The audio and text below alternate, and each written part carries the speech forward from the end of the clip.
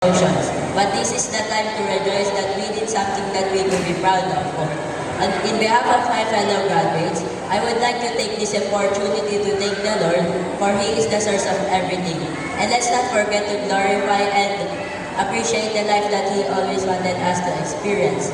And I would also like to extend our gratitude to all admins, our teachers, staff, and faculty for believing and helping us to be the best person that we could be. Thank you for all the learnings and advices that we could bring for our future endeavors.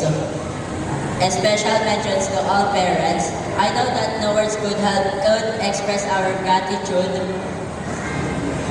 We are so grateful for all the support and guidance and presence through this journey. Mom, Dad, let's continue to face the future. We love you guys.